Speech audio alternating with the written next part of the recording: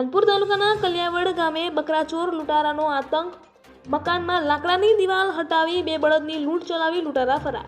તારીખ 11 ને રાત્રે કલિયાવડ ગામે સંઘાડા ફળિયામાં રહેતા રમેશ કસના સંઘાડાના મકાનને નિશાની બનાવી મકાનમાં બાંધી રાખેલ બે બળદની ચોરી કરી લૂંટારા ફરાર।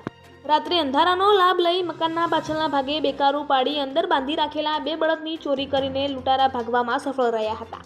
મકાન માલિકને ઘરમાં ચોરી થયાની જાણ સવારે થતાં આજુબાજુ લોકોને બૂમ પાડી મારા ઘરમાં ચોરી થઈ છે તેવી સવારે ચોરીની જાણ તાલુકા સભ્યોને થતાં ઘટના સ્થળે આવી પોલીસને જાણ કરવામાં આવી હતી। સવારે વાયુવેગે ગામમાં ચોરી થયાની ખબર પડતા કલિયાવડ ગામે 3 જગ્યાએ લૂંટેરાઓએ ચોરી કરી અંદાજે 1 લાખની ચોરી કર્યાનું જાણવા મળ્યું હતું। રિપોર્ટર ચંદુભાઈ મોહનિયા, દાહોદ।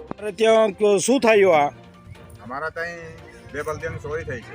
હા, આ બે બળદિયાની ચોરી થઈ, આ ભેંસ ને બે પાટું લઈ ગયો, બળદિયા રાતે લઈ ગયા 12-1 વાગ્યાના ગાળામાં। કેટલા અંદાજે ચોર લૂંટારો કેટલા હશે? એ ખબર 100-800 હતા, કોણ 7 હતા, એ અમને કોઈ જોવા મળ્યા નહીં। અમે સવારમાં 5 વાગ્યા પછી ખબર પડી અમને મારી બળદિયાની ઘરમાં। એટલે તમે એમ બૂમાબૂમ કરી? સવારે બધી બૂમાબૂમ કરી, બધા ભાઈ બધા ભેગા થયા અમે આ ઘરોવાળા બધા। કોને જાણ કરી તમે પહેલા ફર્સ્ટમાં? જે ચોર લઈ ગયા છે બળદ તમારા લૂંટીને લઈ ગયા તો તમે જાણ કરી ફળિયાવાળાને, પછી કોઈ સરપંચ તાલુકા સભ્યને જાણ કરી? ભાઈ તાલુકા સભ્યને મળ્યા। હા, તો ભાઈ તાલુકા સભ્યને પોલીસ સ્ટેશન ફોન કર્યો। Police station phone. અંદાજે કેટલા હજારના બળદની કિંમત હશે? એ લગભગ આપણે 80-90 હજારની આસપાસ। 80-90 હજારની આસપાસ। બે બળદિયાની ચોરી। આમ તમને શક ખરો કોઈ ચોર ઉપર કે કેવું?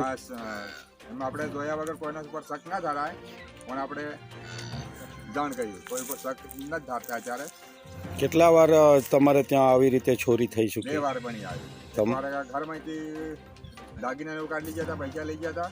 હા, અને બીજી વાર બળદિયા લઈ ગયા।